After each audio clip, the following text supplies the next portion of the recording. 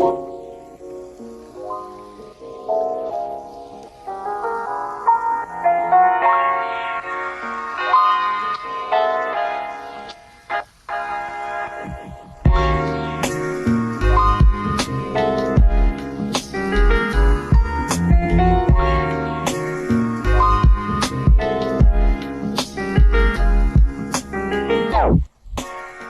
everyone. Welcome back to Young and Wifed Up. This is Gabby. And this is Marcella. Thank you for joining us today for another episode. If you would like to support us, we do have a Patreon where you can get bonus episodes, exclusive merch, video chats, recommendation links, printables, digital downloads, like you name it, we have it. Just kidding. We don't have everything. We have a lot of cool stuff on there, though. So even if you just want to pay for 1 month and literally binge everything, we have a huge, massive backlog of tons of content. Or we would love if you want to just support us on a monthly basis. It helps keep our lights on. It can help us with our with some audio stuff that we're having to get figured out. If you listen to our last episode, we kind of explained the situation. Since we live super far away from each other, we are needing some new, updated quality equipment to give you guys some better quality audio. So yeah, that is a way to financially support us and to invest in good quality Christian media. If you are unable to support us monetarily at this point, please join our Facebook group, and you can still join a community of women that are encouraging each other and being homemakers, wives, and mothers. We have prayer requests and praise report threads. We also have polls. We do announcements there. And it's just a nice place to kind of get to know the other listeners in the Young and Wifed Up community. All right. Part 2. Part 2, preparing to be a wifey. Servant. I'm just kidding. True, not true. Kidding, not kidding. Kidding, not kidding. Sorry, not sorry. In the best way. Okay, so last week we talked about our own engagement stories, things that we enjoyed about it, memories, and also things that we regret, wish we had done differently as far as like getting ready to be a wife, things we had thought about, even just practically about wedding stuff, or even just emotionally, relationally, spiritually, and those sorts of things. And now we want to kind of blow it out even more into a bigger picture, more generalized to, if we were just talking to you guys and saying, if you are wanting to be a wife, if you're single right now, if you're currently engaged, if you're dating in a serious relationship, no matter what, stage of life that you're in. And even like, honestly, a lot of these things are just like good virtues to have, even if you are married and you've been married for 25 years. Things that we can kind of all, I think, agree on are good things to be practicing and preparing for. So we're not necessarily talking so much about our personal experiences, although, I mean, obviously that's going to come into play, but more so general principles, things to be thinking about when we are wanting to prepare to be a wife. So why don't you start? Cool. Yeah, when we put this list together, I was thinking about if I was about to be engaged or newly engaged, what I would want somebody to tell me. Yes.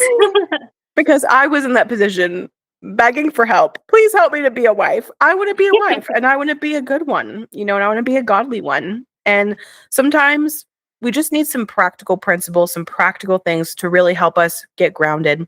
And also, I have homeopathy pellets underneath my tongue, and I'm trying not to talk with a lisp, but it's really hard because I have a tongue tie. And so hopefully it'll all dissolve soon and my lisp will go away. So, eventually with those, I just give up and chew on them. Yeah, I do end up doing that most of the time, which I might have to right now. Anyway, the first point of advice that we would want to make, and now it's just all over my mouth. Okay, Marcella, you need to start because I need to crunch these little boys out of the way. Okay.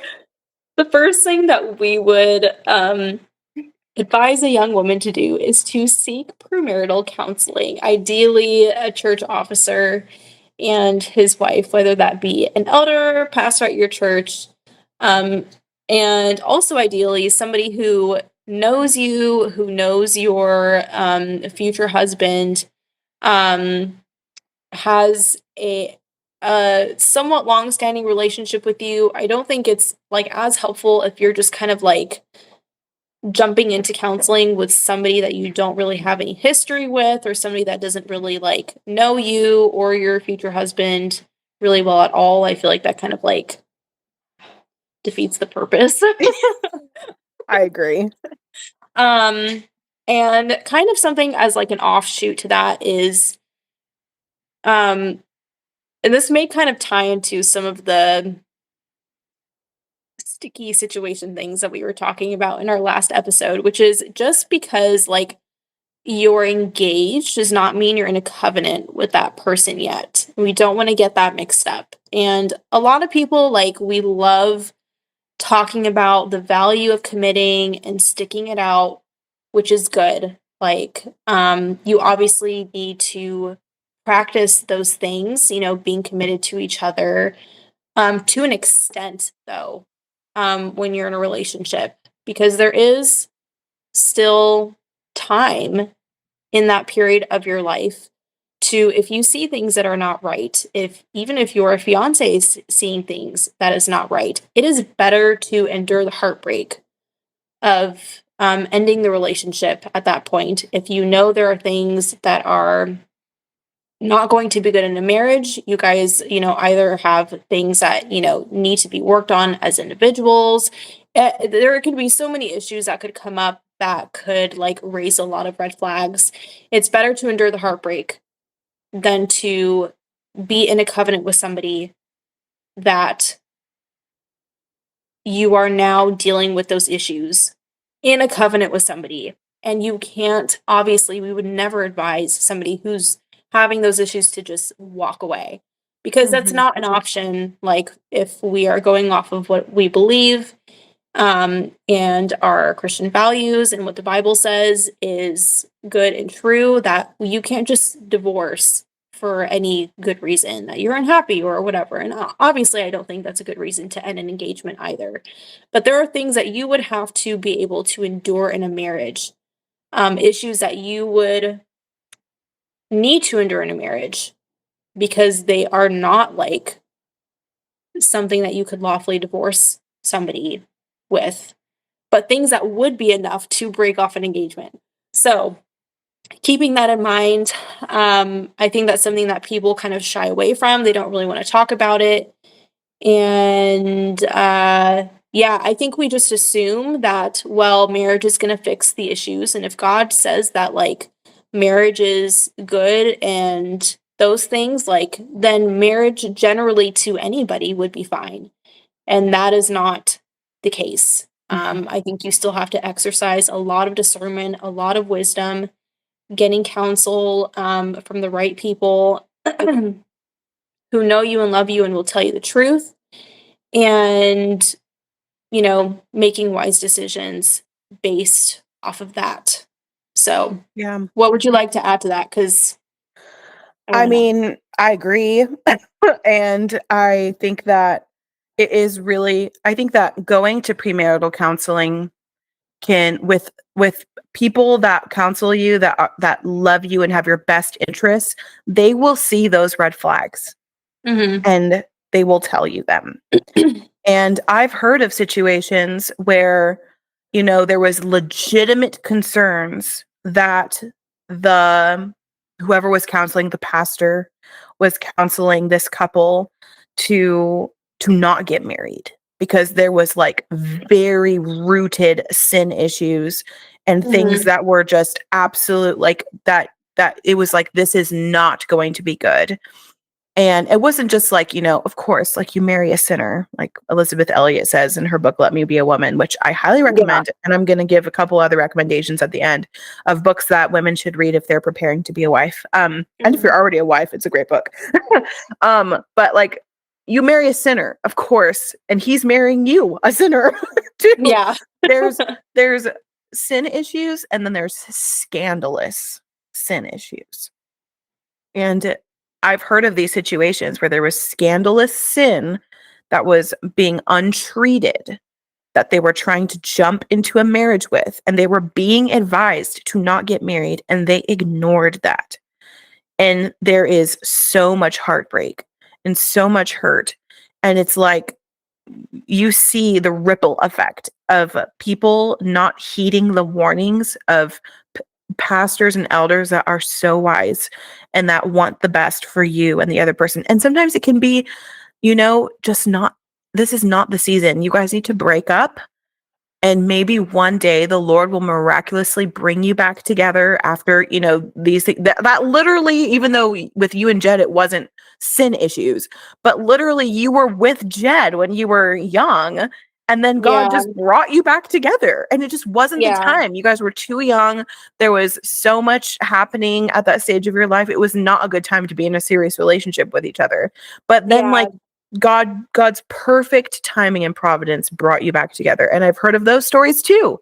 But I have one of my best friends in the whole world literally was dating somebody. They were not Christian. They broke up. They both got saved separately, and then they got married. That's insane. And it's just so beautiful. You see God's hand in these situations. So just because we're encouraging you, if there's a situation where there's so many red flags and the person that's counseling is saying this is not good, it does not mean it's completely hopeless if you absolutely love this person. But sometimes we need to heed the warnings to save us from, again, a lot of heartbreak and a very, very, very, very hard marriage.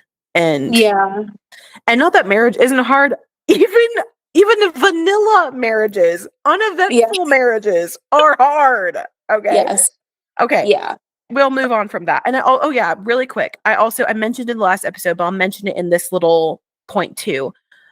If you have premarital counseling, you should also have a follow-up a couple months after you get married, a couple months after that with the people that were counseling you. Even better, as regularly as they're able to. I think that's great because sometimes, you hash things out in premarital counseling, you get all the principles, but then you're actually living it and you're living with the person. And marriage is very sanctifying and exposes sins that you didn't even know you had. Yeah. And so and you can get that counsel to get some of those early, in the first year of marriage, things worked out. Yes. Yeah. Okay. Yeah. Moving forward, more practically, not as it's heavy, but not as heavy as what we just talked about. Discuss and prepare how you're going to handle or join finances. This is something that I feel like I was so overwhelmed by because when Ryan and I got married, we were both kind of established. I had everything was my own. I was very financially independent, and I had him. And then we literally I'm not kidding. We're coming up now on 6 years of being married. We just 2 years ago got rid of the last part of my finances that was not joined with him. It's insane. So sometimes it takes a little longer and it's harder. I mean, a lot of it was due to me just not willing to deal with it and me just being overwhelmed because it is hard. You have to go and you have to make appointments. You have to make calls. Discussing how you're going to handle finances, how you're going to budget, who's going to be the one doing the budget, who's all of that stuff, that very practical stuff that it's not really fun to talk about. You need to be talking about that when you're engaged, not when you're married, not when you're 2 years into marriage and you're trying to figure out what's going on. And I think part of it, we did some of it right before we got married, but then I feel like most of our financial stuff has just been working out the kinks for the past 5 years until we finally gotten okay, Ryan is the one gifted in this. He's going to handle everything. And these are the things that I have to take care of. I'm stewarding and he's making the money. And this is just what we're doing now. And so it takes time. I want to say something kind of controversial. I'm scared.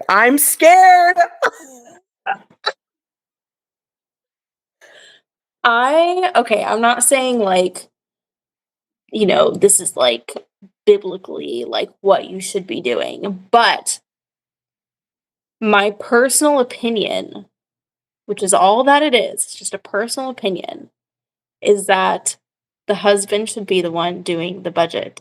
And I say Whoa. this because we just recently, in the past, I don't know how long it's been now, but there was way more time in our marriage where I was handling the budget than Jed doing the budget. And you guys, you ladies, for those of you who are already married, like and preparing to be married, this is something to just consider. The weight that has been lifted off of my shoulders with not having to worry about the money stuff is so freeing. Like I can't even tell you. And even like even when Jed took it over and started doing it, he was like at one point he was like, "Babe, like I'm so sorry." It's like, "I'm so sorry that I did not take control of this sooner." He's like, "This is hard and like this is a heavy burden and I should have taken this off of you a long time ago." Wow. So, Yeah. yes, he apologized to me, but it has benefited our marriage greatly with him being in charge. And you know what? The less I know, the better. I'm like, just tell me how much I have to spend on the groceries, how much I have to spend on the kids' clothes and the diapers. Just tell me how much. That's all I want to know. I don't want to know anything else. Like you just handle it all because after a certain point, it just stresses you out so bad. Anyway, No, I personal totally get it. opinion. Yeah. No, I think that there is a lot of wisdom in them being able to, if they have the time and if they're, if they're able to. And I do think, like, I mean, in my husband's defense, he's literally like a math guy. So it's so easy for him. Like Yeah. he's like a nerd about it. He's helping other people make their budgets. He's literally crazy. Yeah. Um Yeah. so there's people like him where it's like so natural for him, and this is like duh for him. And then there's situations where like, it's the man genuinely can't do it and he needs to um delegate that to his wife, but he is still the one in charge of the finances, He's still not responsible for what's happening responsible. with it. Yes, Yes. And exactly. I think like, okay, so like between the two of us, like I'm more like mathematically inclined, which I feel like I'm not mathematically inclined, but between the two of us, I'm more so. And so even though like it's like I've had to trust like Jed has his own process of Yeah. budgeting. Like he's doing it differently than I would, but I'm like, it's fine. I just don't want to do Yeah, I think the only time where I would say like there needs to be like huge involvement is if you are in a financial crisis and you Yes. Yeah, need yeah, yeah. so much help, and so that's where I'm like it needs to be everybody knows everything.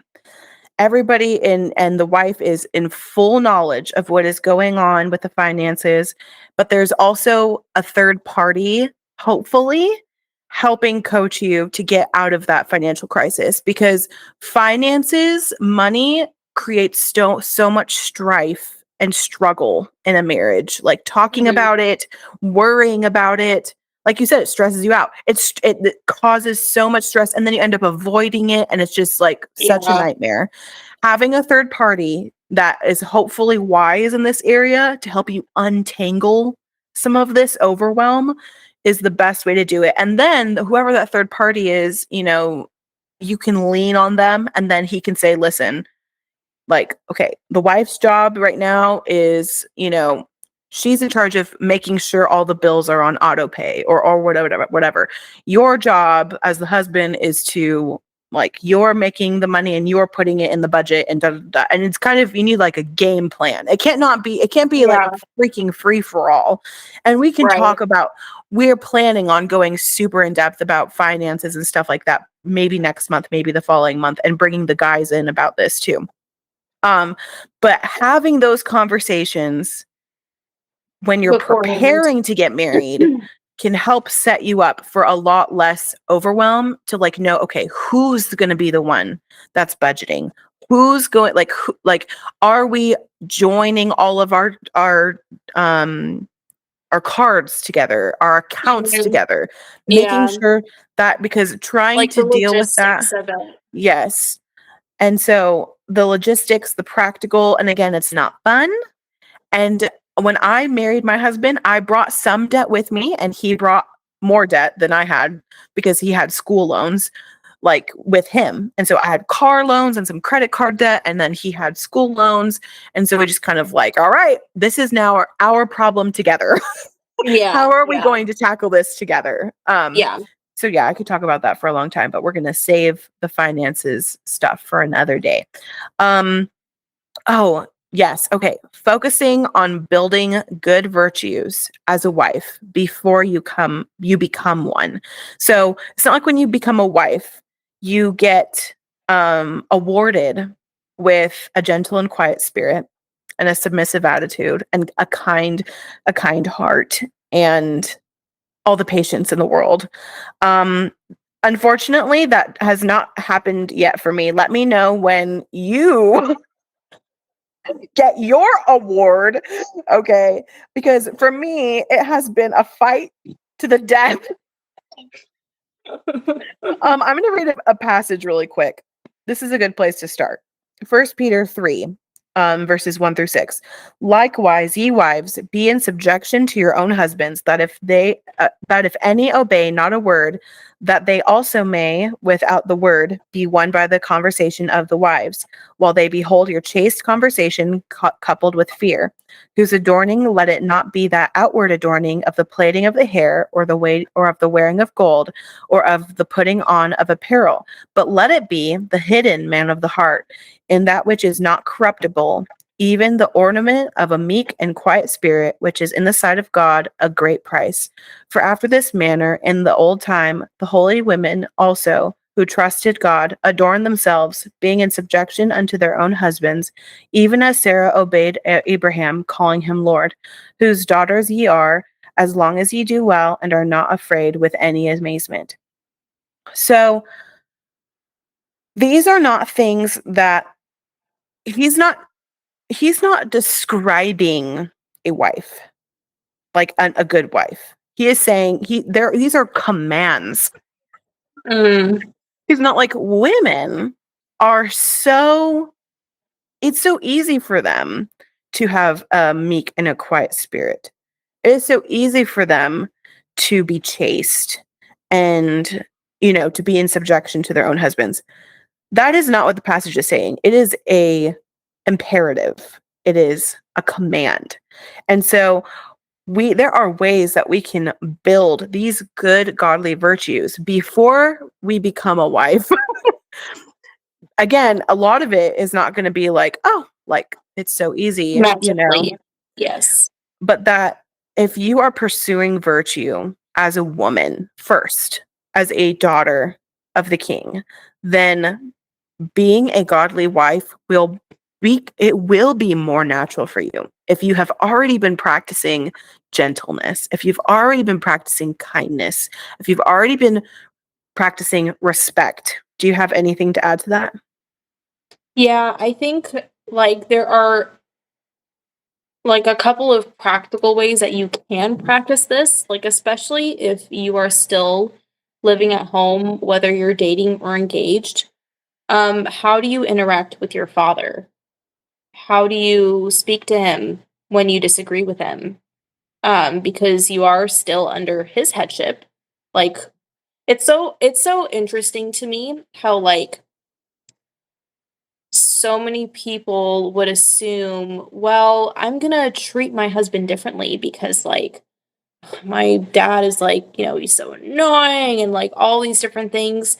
And it's like, you don't understand when down the line, you think you're not, you're gonna agree with your husband on everything.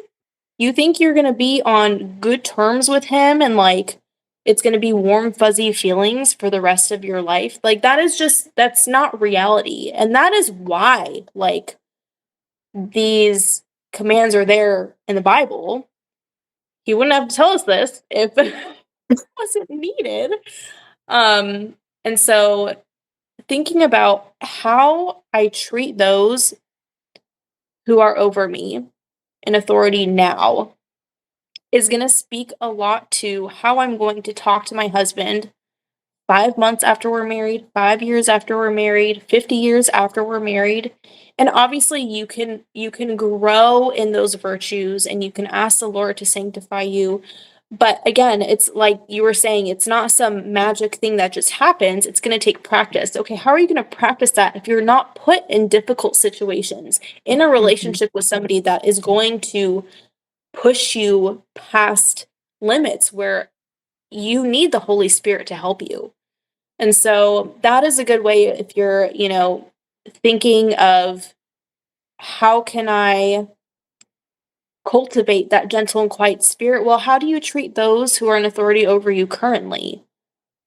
And that includes those, like your father, if he's in your life, if you're living at home, your elders also. Um, and obviously, there's still it's a different kind of relationship with your husband because you guys are one flesh and your peers in a sense. It's not like a parent child sort of relationship, but the hierarchy is still there. And so Mhm. taking that into consideration, I think is going to help a lot more with practical communication later on than you think it will. Yeah, I agree. Another thing that I think is very practical, that's very tangible, is that if possible, in whatever space that you have, whether you're still living at home with your parents, whether you have a roommate, whether you're living on your own, any scenario that you're in right now, if you can begin a practical homemaking routine, cleaning routine, get a few easy meals under your belt, these things that are going to happen that when you become a wife and you're managing your own household, you need to start practicing now. That way, when if you need to make adaptations in the place that you and your husband end up living in, or if you realize the meals that you cooked at home are not ones that he really enjoys and you have to adapt. If you already have been exercising the skills of cooking, of cleaning, of home management in whatever sphere that you're in. So, I'm one thing that I've been meditating a lot on, especially like, I don't know, I've just been feeling we've been in this house for 7, no, maybe 8 months now. This is a giant house, okay, that God has given me. It is a huge blessing. Like, I cannot believe that I went from a tiny little apartment to this gorgeous house, okay? And I was watching some videos earlier of my old apartment, my first apartment that my husband and I had. And it was so small, but I loved it so much and I just wanted to steward it so much and I wanted to like just really make that place my place and that was my area. And even before that, the room that I lived in at my parents' house, I like wanted to make it beautiful. I wanted to keep it clean. I wanted to keep it organized. I wanted to make sure that my needs were met and that I was taking care of myself and my body and all those things. Stewarding the things that God has given you in the place that you're in now, like God blesses the stewarding of that. And I can see Mhm. it. Like and again, this doesn't I'm not saying I this is not health and wealth prosperity that if you if you did great in your studio apartment, you're going to get like a mansion. That is not what I'm saying. You sometimes the Lord blesses us spiritually, temporally, physically, like there are different ways that God Mhm. blesses the stewardship. And I feel like when I'm in this beautiful home that God has given us, it truly is a gift. And I don't know how long we're going to be in this house, but I'm going to look so fondly back at this time that we've had in this house because we've been able to do so much and bless others, and we've been so blessed by it. Thinking about how we started in such small, humble beginnings, and now like being able to enjoy and steward this bigger place, it just Mm. it's just like, I don't know. I just have so much gratitude. So much more gratitude than if we had started in this giant house, Yeah. right? Yeah. And so if you steward what you have now, if you're in a roommate situation, if you're living at home, take care of what you have now. Take care of the space that God has given you in the season that you're in now, and you're going to be content everywhere. I promise you. You're going to Mhm. find contentment in like Yeah. I was so happy and content with our tiny little apartment. And there was hard things and there was hardships, and I had experienced so much physical suffering, spiritual suffering in the first place that we lived in. But I just look back and I'm just like, God, that was so good of you to give us that tiny little place for us to steward, for us to grow, for us to learn. And I can be grateful and content in that tiny little apartment, and I can have that same joy and that same contentment in a bigger place that God has given me. Do you have anything you want to add to that? Yeah, I think like you were saying, this is obviously not prosperity gospel. Like, well, if you're stewarding well what you have, it's a guarantee. But then we also have to think like, but do you like really think that the Lord is going to bless you with more if you can't even steward well like the little that he's given you to begin with? Like, come on, like we can't be kidding ourselves. And I think that's another thing like Jed and I really talked about extensively. Um I don't know, I think like maybe a month ago or something of just like, we don't know what's on the horizon for our family if we are going to be expanding our family. We hope so in the future. We don't know when or if that's going to happen. Like obviously it's all in the Lord's timing and in his will and everything, and um you know we're kind of like, okay, how long can we go before we max out this current place that we have right now? And thankfully it is like more than sufficient amount of space for what our family needs at this moment in our lives. But we can't be jumping so far ahead that we forget like, man, but I like, am I really like stewarding this as best as I possibly can, like to the glory of God? To where I'm not jumping so far ahead of like, well, we need more space and we need a bigger this and a bigger that and more space here and all this, all these different things that we want in our like current living situation. Um, and trying like to just be grateful for what we have currently. And it's like, how are we going to make the most out of what? And we're not doing enough right now. And we know, if we're honest with ourselves, we know that we are not making the most out of what we currently have. And like, there's so much to be grateful for. And I think if you can be content in those things, like it will absolutely help with your homemaking where you can adapt your routines to what, even like with your family, what is going to be best for if you are working with just you and your husband. You're going to have to adapt it again when you start having children, and like being able to go with the flow and being like easygoing and positive with those changes and all that stuff. It's going to be a blessing to your husband 1000%. Yeah.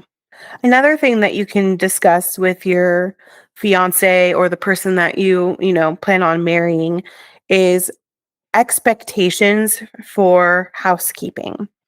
So, if you're working outside of the home, or if you get sick, or if you're pregnant, newly postpartum, you need to have these expectations lined out, because trying to figure out things in the moment It's such a nightmare.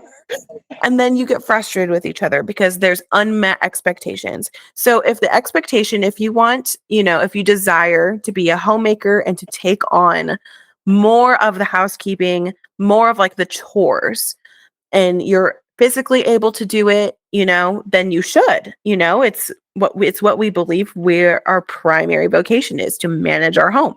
So if we're the primary keepers of the house, but if things fall flat, is your husband, your future husband, able to step in and fill the gap when you're out of commission, or when things are really hard, or even like, yeah, if you just had a really hard day and your husband's able to just step in for that moment that you need him to. Mhm.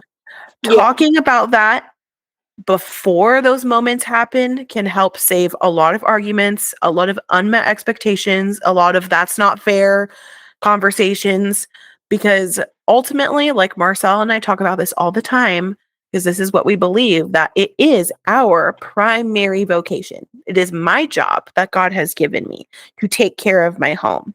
And federally, it is my husband's job to make sure that's happening. So if Yeah. he needs to step in, he is not lowering himself to step in to help clean, or to help make a meal, or to help with the kids. That is not that is not him lowering himself to my lowly vocation. Okay, that's not how I see it, how we see it at all. It is loving and good and right of him to come and step in to those situations when they happen. And in Mhm. our case with Ryan and I talked about this a lot in my Patreon episode this month. When we were first married, I was working a lot of hours outside of the home. So Ryan and I took on, I'd say, about 70% of the housekeeping, and he did about like 30% of it. And that Mhm. worked for us. I still did most of it, but I needed him to help a whole lot more than I need him to help now. The only time I really need him to help now is if I'm sick, if I'm, in a flare up, things like that. If I'm like physically incapable of doing it. Because Mhm. usually, and we've talked about this in our resilience episode, usually if I'm just like mentally drained, or, I'm just had a hard day, if I just put my earbuds in my Buckle ears, down. Yeah. buckle down, do the hard thing, okay? It's gonna get done. I'll get it done, but usually at this point, since this is my job, I do just like any other job. I don't call out unless I'm sick. And Right. even if I am sick, I'm like still doing some things, to help keep our house afloat. So, talking about those expectations, if you're going to be working, if you guys are both working full time, or if you're working part time hours and he's working full time hours, or if you have a situation where your husband has a disability and you need to work more, and you need to talk about these things before you are married to that person, because Yeah. again, unmet expectations can cause a lot of drama, a lot of heartache. And also, this would be a great thing to get another woman involved, to ask, like, is this something that I need him to step in for? Asking advice of godly people, like, and also reading really good books and reading Mhm. the scriptures. If you read the scriptures plainly, you will see that this is our job. And them stepping in to help is them giving a kindness and a mercy to us when it is Mhm. our job. Okay. Yeah. Do you have anything you wanted to add to that? Um, just that the hope is that he's not having to step in because of your laziness, and because you're like skirting your responsibilities and you just don't really, I just don't really feel like doing it today. That he's stepping in because, like you were saying, it's at, out of kindness and love to you, that he may see there are things that are, falling through the cracks. If it's been a long day, illness, postpartum, like there are so many seasons of life where Jed and I have had an ebb and flow of how much he's had to help at home. I am probably doing like 80 to 90% of the house stuff. Um, right now, just because he works full time and I don't work at all. Yeah. So Yeah, your work is but at this home. my work is at home, and so it just makes the most sense. That doesn't mean that I'm never gonna have hard days where I don't need him to kind of, like, pick up where I left off, and he is always more than willing and happy to help me with those things, which is a huge kindness of him. But Yeah. it shouldn't be the husband is stepping in because you don't feel like doing it or because you just feel like binging on social media or TV all day and it is just like a laziness situation. Don't be that woman. Yeah. And a lot of these situations of like having like an overwhelming day can be combated with having systems that you practiced and you worked on Mm, and things that you plan for the hard days to come yeah. so that he doesn't have to do 100% of everything. Because usually we're in a place right now, and this is our current season of life without children, that if I'm incapacitated, even if it's like 2 weeks, my house does not fall apart. If Mm, and all he really needed to do was like a load of laundry every couple days and cook and do the dishes. And even with that happening, my house is not falling apart and it's not disgusting because I have systems put in place so that when those hard days come, yeah.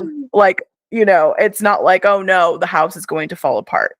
So again, Yeah. planning ahead before you get married, before, when you have that conversation about expectations, all these things are preparing you for, you need to prepare for hardship. It's hard to say, but you need to prepare for hard things to come. You need to prepare for illness. You need to prepare for Yeah. postpartum. You need to prepare yourself for, um, tragedies happening in your Mhm, family or in your church. mhm. We need to Yeah. prepare. Yeah. Okay. Moving on to this next point about finding an older and godly woman that you can look up to ask for counsel when you need it. So there's two ways that you can do this. You can have somebody that you look up to and that you can go to on an as needs basis.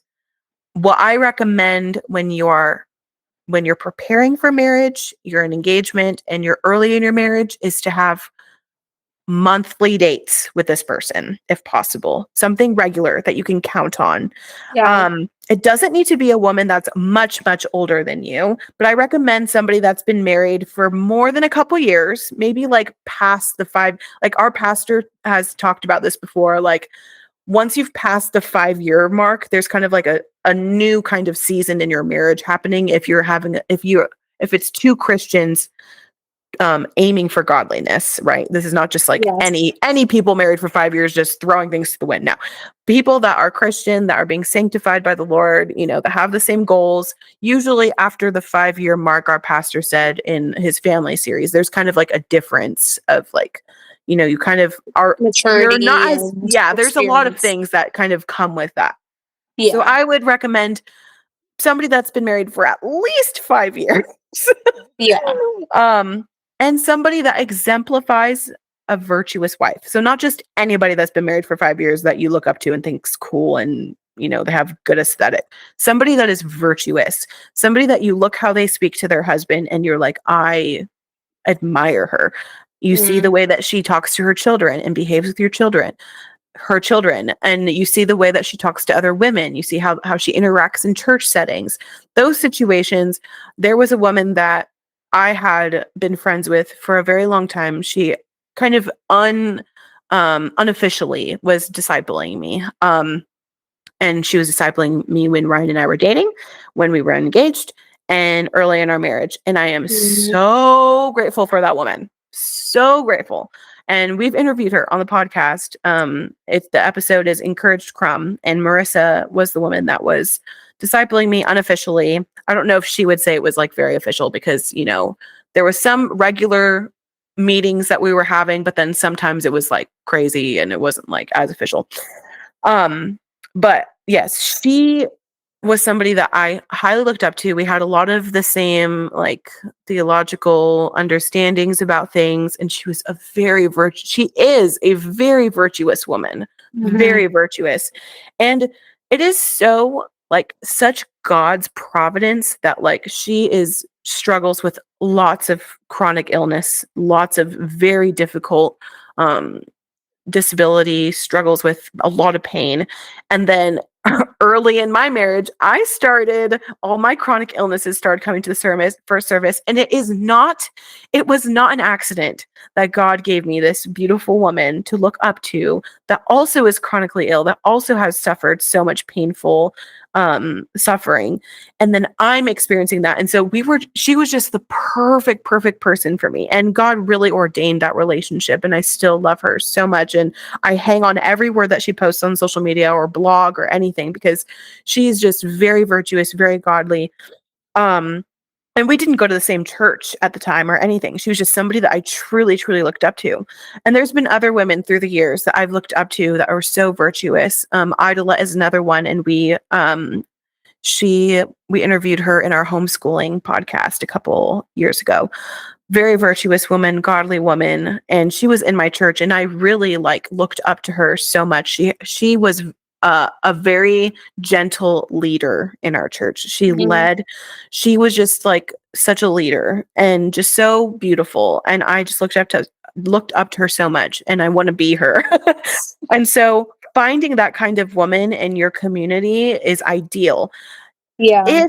If that is somebody that you cannot meet with, if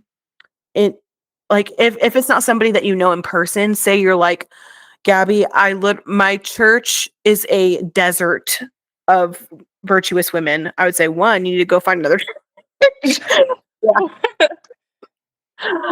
Well, especially if you're just dating and you're not married, and because obviously you need to talk to your husband before. I'm not just saying people leave their church, but if you're single and you're in this, you're not dating seriously or engaged or anything, and you're not trying to find a church together, that sort of thing. That is the time that you need to be going and finding a church girlfriend. And you need to be in a church that has virtuous women, that has godly men that are leading the church. I could talk about that all day long. But if you are in a season or in a circumstance where there is not that woman that you can just go up to, that you see, pray that God would bring her to you. Pray that God would give you a mentor and somebody to disciple you that is godly and virtuous in person.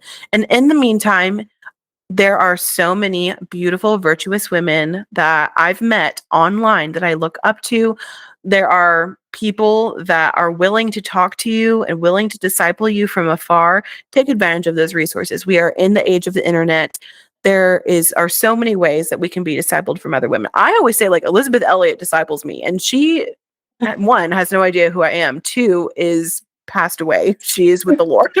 So, but she is just such a virtuous, godly woman that I through her books and through her podcast and everything that I intake from her, she has discipled me indirectly, So there's other ways that we can be discipled, but still during that season, be praying that God would bring you that kind of woman. Do you have anything you want to add to that? Yeah, I think from personal experience, that is something that I was hugely missing out on in the first few years of our marriage. It's only been in the past, I don't know, 3-ish years that I've had godly older women outside of my family that I've been able to talk to and look up to. Because I think also another thing is that we can't underestimate the power of influence that older women have on how we interact with our husbands, how we view marriage, how we view children, our family, what our primary vocation should be. I was very much so unintentionally influenced by women who were I don't know what the word is, driven by feminist ideals, very independent, workaholics, don't need no man sort of mentality. And I praise God that he did not throw me to those wolves of just letting me kind of rot in that kind of thinking and beliefs. that I did know, like, deep down, even, like, when we were, very young, newlywed, all those things, that I did want to become a mother, that I knew that I was gonna have to, deny myself a lot of things in order to pursue what was good and right, and it came with, um, suffering, the loss of connections, the loss of people and friendships and those sorts of things, and especially with those women that I, can think of, even some of the women, unfortunately, at the church that Jed and I were going to, of just like not having that true Titus 2 relationship with those women, it was to my own detriment. And now that I know what it's like to have those women in my life, and how much of a better wife and mother and homemaker I am for it, is just, it's so obvious to me now that I would just, like, heed my warning of who you are allowing to counsel you, who you are allowing to advise you, to influence you, because we do want that, like, motherly, spiritually, like, spiritual motherly approval from those women, and who you're getting it from is just super important. Um, yeah, I agree. that's what I And want to add. also, if you find a woman that you can have this sort of relationship with, this person should also be keeping you accountable in your pursuit of purity. So, I talked about a lot in our last episode that pursuing purity alone is a A a horrible idea. yeah, it is a losing battle. Like, I hate to tell you, it is very isolating. It's a very hard. So having somebody that you can confide in, somebody that you can tell, you can be very, very honest with, like Mhm. bluntly honest, of like, hey, last night we were in the car and we were making out and things went too far. That you can be very like, this is what happened, and she can help you with a game plan. Well, you're not allowed to be in the car for more than 5 minutes with him anymore. Those sort of things. Yeah, yeah, Like yeah. somebody that can tell you straight up, somebody that can be very straight up with you, that you can be very straight up with her and say, listen, we're struggling right now. I need your help, and she can help you keep you accountable, pray with you, fight that battle for you. And if she's a godly woman, she will want to do that for you. And sometimes we have to ask for that because it's kind of like awkward, like, hey, Mhm. like, I really appreciate you being willing to mentor me. One thing that I'd really, really like some help with is just maintaining our purity. Regular, yes. Check up on me. Marissa is my accountability partner on Covenant Eyes because I have a past with pornography. And again, another thing I want to talk about on the podcast at length, but we only have so much time in the world. But Marissa, who I talked about, that was mentoring me and discipling me in when Ryan and I were together early on, and when early on our marriage, we, I got her on Covenant Eyes with me, and she's still my Covenant Eyes partner because I still have Covenant Eyes on. And I don't know, maybe one day she'll be like, girl, do you need this still? Like, you don't know, but I'm for our peace of mind, we've been partners with Covenant Eyes since we started the podcast. We have that information on our website, youngandwifedup.com, if you're interested. Covenant Eyes is such an amazing service, and it has kept me connected to Marissa in some ways, even in some funny ways, where she's like, okay, it sent me a screenshot and it was you FaceTiming with your sister. And I'm like, I'm glad they're diligent, I'm glad that they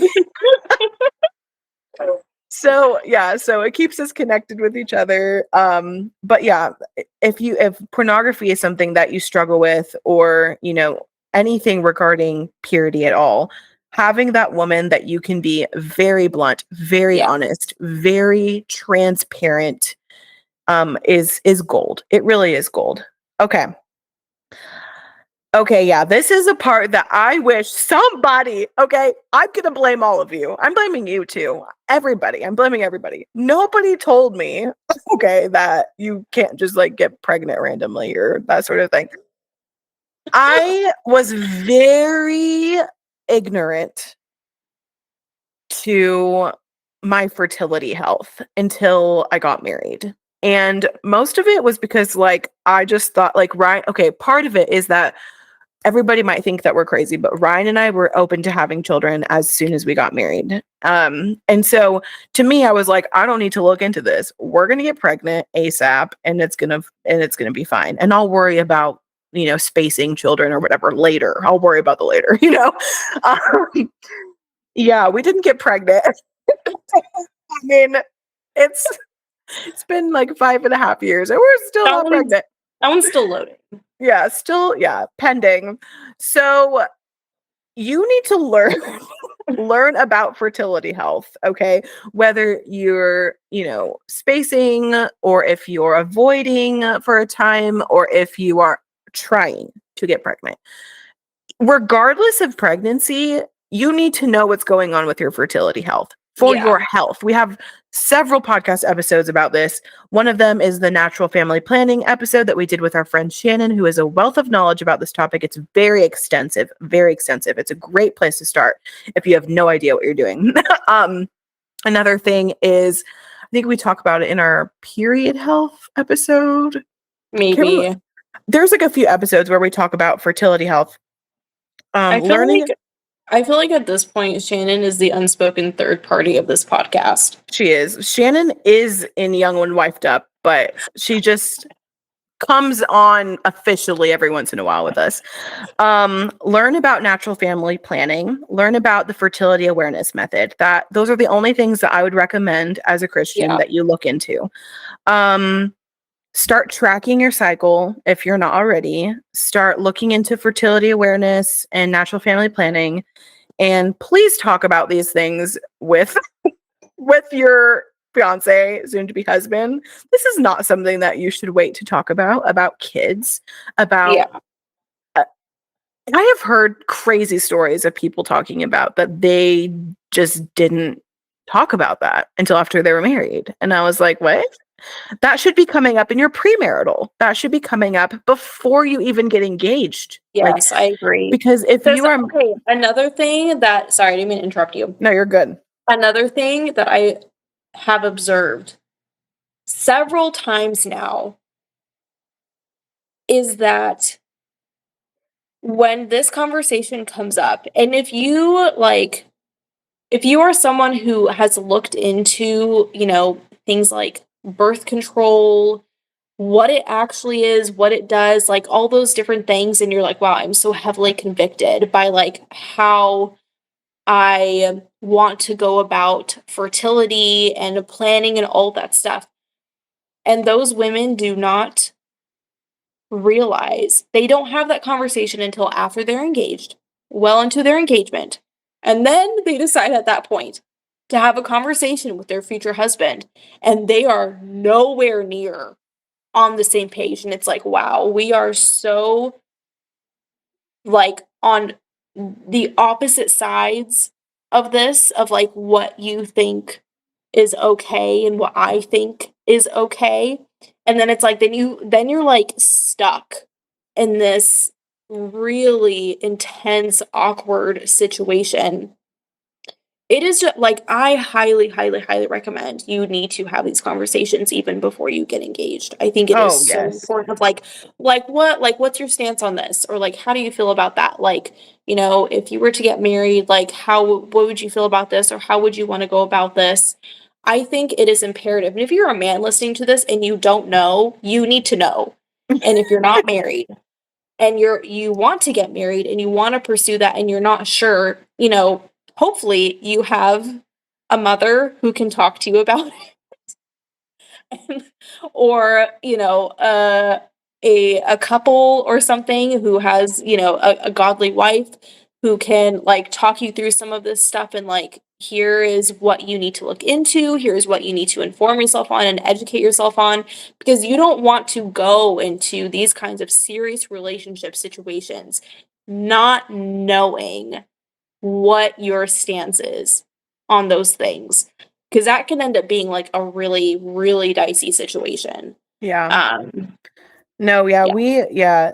thankfully with Ryan and I was working at a pro-life organization when he started dating me, and I was already like very radical. Outspoken, I was yeah. being radicalized, because Uh-huh. I was being exposed to the reality of birth control and all kinds of things. And then Ryan was already radicalized before we started dating. So when we started dating, the subject came up very organically because I was working in Mhm. a crisis pregnancy center. I was around pregnant women all the time. It was like a mutual Yeah, it interest, was and just, yeah, yeah, yeah. so it was easier for us to Mm, talk about this subject, but I understand that it's awkward. Like if it's not something that you're already immersing yourself in, it's not something you're already thinking about and talking about. But it is worth having the conversation, worth searching the scriptures over, 1000%. worth looking into what are godly perspectives about this situation. Yes. And if you have questions about, I mean, I'm super passionate about this. I'm like, you could text me, girlfriend, and ask me for resources, because I can't even like put them all, here. It I is have very resources overwhelming, on every subject that has to do with fertility and yeah, birth control, anything to do with that. and it's like it's an unfairness to just like, if you're engaged to somebody and because it's so awkward to have that conversation with them, or if they for one, if they don't have any conviction about it or any stance, that should be a red flag to you. Um, if they have looked into it and it's just, like, vastly different from what you believe, that should be a red flag. But also, you should not be just going to like, oh, well, I need to figure out what my convictions are. I'm just going to talk to this older woman that I, trust and respect because I'm trying to avoid this conversation with my fiance. You can't go about it that way. Like you No. have to face you have to face the beast. You guys have to figure out what you are going to agree to do. Yeah, 'Cause I you can't agree. be on different pages about it. Yeah. Um, okay, moving on to our next point is educate yourself on taking care of children, like including basic baby needs, like taking care of sick children, children's nutrition. I don't think it is ever too early, especially as a woman, to like start thinking about these things because there is so much information about this stuff and like you could go on so many rabbit trails with these things. And even if you get married and say like you're in Gabby's position, you don't end up, having children for however much time. If you are in a healthy church, it is almost guaranteed you are going to find children under your care at some point, and you need to know what to do. So, even if it's not like, obviously, it's to the benefit of our own children to be able to, you know, mother with wisdom to take care of our children, so that if those things happen, and even if you're like, oh wow, like we're not going to have kids for 5 years after we get married, that's the plan. It's like, all right, well, we'll see about that. You and I always take bets whenever somebody says, "Oh, it's gonna be this long." We're like, Yeah, yeah. "Okay." And you guys, 95% of the time, it is sooner, barring like health situations or like infertility. It is almost always sooner and earlier than they say that it's gonna be. Yeah, because And God's gonna so, open the womb when He wills, whether you will yes. it or not. Yeah. And not just that, but I think sometimes we assume when we first get married that oh yeah, we can really hold off having kids. But I tell you what, it is just a natural and good consequence of being married that you will want to desire like that next stage of your life. Cause like if you are growing in godliness, you will want that to be the next thing that comes. You're not Absolutely. gonna want to put off. I think it's immature to like wanting to put off for so long for illegitimate reasons just because you're young and want to have fun sort of thing. Like I think that's just very silly. It's also But just a very ungodly attitude. yeah, yeah, yeah, yeah. Um, so like if that's you and you're like, well, I've got so much time, honey, you don't know that. Like you know how much time you have. Like, you might be getting pregnant, like, right out the gate, and it's like, "Oh, man, I don't know anything about this stuff. Like, I really need to, like, look into this," and like I said, there is so much to be educated on and informed about, especially in this day and age. There is just it can get very overwhelming. So much information, and obviously, you have to be able to adapt to, submitting under your husband's leadership if he has his own opinions on those subjects and all of those different things.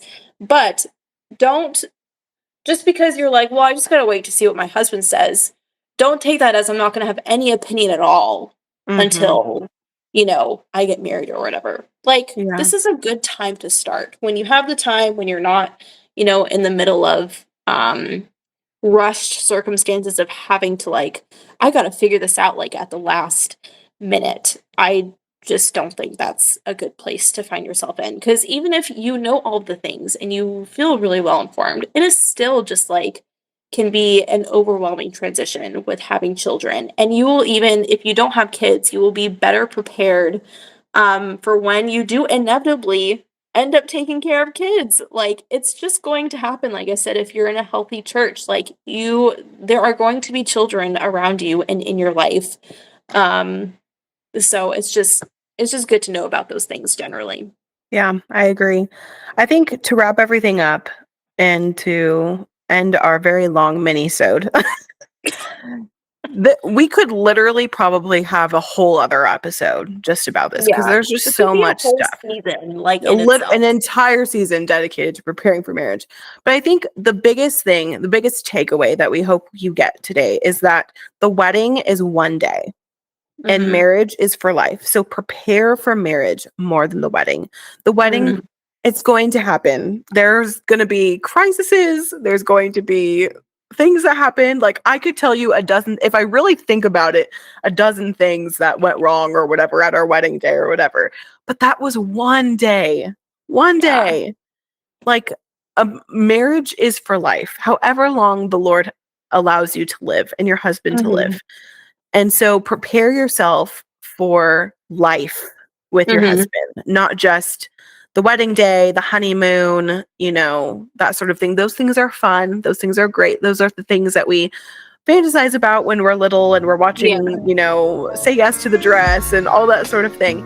But the weight of your preparation should be preparing for a wife and committing yourself to prayer that one, God would bring you a godly man, Mhm, and two, that you would be that godly woman, that godly mhm. wife for that person. So I think that just about sums it up. So we're going to talk to you guys next week about our winter favorites. So look forward to that. And if you have any questions or comments, or if you're mad at us, go to our Facebook group, our Patreon, our Instagrams, and slide in our DMs. We'll talk to you guys next week. Bye. Bye.